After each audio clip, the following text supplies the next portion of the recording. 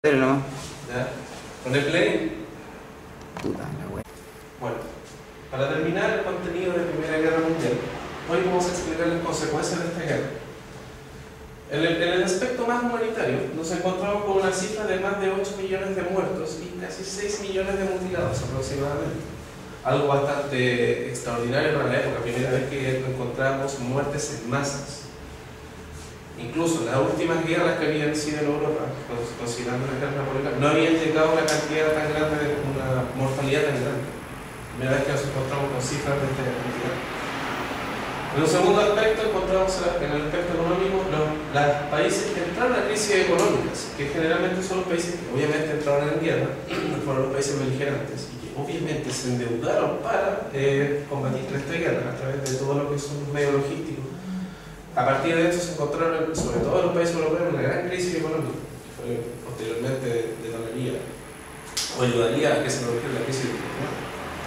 Encontramos también el nacimiento de la Sociedad de las Naciones, que fue una antítesis de lo que conocemos hoy en día como la Organización de las Naciones Unidas. En este aspecto, esto nace a partir de las ideas de Woodrow Wilson, específicamente de los 14 puntos que él propone para el fin de la guerra, cuando se hace la intervención de Estados Unidos en la guerra, o la entrada de Estados Unidos en la guerra. Como les decía, Woodrow Wilson propone un acuerdo de paz que está basado en 14 puntos. Uno de ellos finalmente era la organización de esta sociedad para prevenir que se cayera otra vez en un conflicto de esta magnitud. También encontramos los orígenes de repúblicas. ¿Por qué hablamos de repúblicas? Porque desaparecen los antiguos imperios centrales de Europa, de Medio Oriente. Desaparece el imperio alemán, aparece Alemania, desaparece el imperio ruso después de la revolución bolchevique. Nos encontramos con Rusia, que posteriormente vendría a ser la Unión Soviética. Desaparece el imperio otomano, aparece lo que es Turquía y otra serie de naciones árabes. Bueno, después surgen nuevos estados. Esto en relación a países que quedaron independientes después de la Primera Guerra Mundial. Así es donde encontramos a Polonia, que recuperó su independencia en el año 23 aproximadamente, Eslovaquia, Eslovenia, entre otros. Los países nórdicos, como por ejemplo Finlandia, que había pertenecido a Suecia. También nos encontramos que la mujer aparece en el campo laboral. ¿Qué quiere decir esto?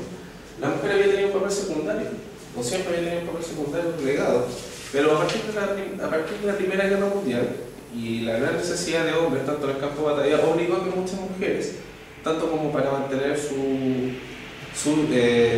existencia, mantener a sus hijos, por así decirlo, que muchas eran viudas también, se vieron obligadas a participar tanto en lo que eran las fábricas, sobre todo en las fábricas, en la producción de munición.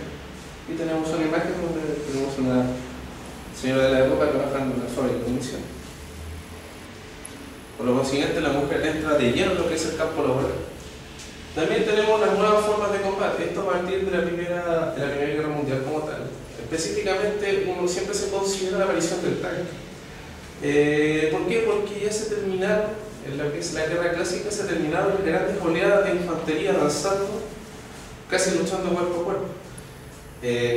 Con la aparición del tanque ya se termina eso, aparece un poco lo que vendríamos a conocer posteriormente en la Segunda Guerra Mundial como la Blitzkrieg, o la guerra relámpago, donde encontramos otra vez esta misma masa de hombres, pero no avanzando hacia una lucha cuerpo a cuerpo, como casi una matanza obligada, sino nos encontramos avanzando junto a carros de combate, como para protegerse, obviamente.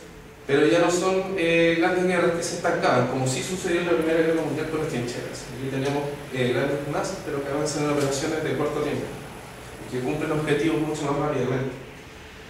Y posteriormente encontramos la semilla para la otra guerra. ¿Por qué? Porque el Tratado de Versalles, dentro de otra serie de tratados de paz que se producen al final de la guerra, el de Versalles fue la paz entre Francia y Alemania, o la paz directa entre Francia y Alemania. En este caso, las condiciones que ofreció Francia para Alemania fueron bastante humillantes, prácticamente a Alemania se le responsabiliza de toda la culpabilidad de la guerra. A partir de esto y el surgimiento del nacionalismo en Europa, sobre todo del nazismo en este caso específicamente, en la década del 30, una de las consecuencias de esto fue justamente que el nazismo obligara o culpara totalmente el Tratado de Versalles de la humillación de la guerra. Y esto provocó obviamente el ascenso de la dictadura nazi, otras cosas, y que posteriormente se declarara la Segunda Guerra Mundial. Bueno, con esto terminamos entonces las consecuencias de la Primera Guerra Mundial.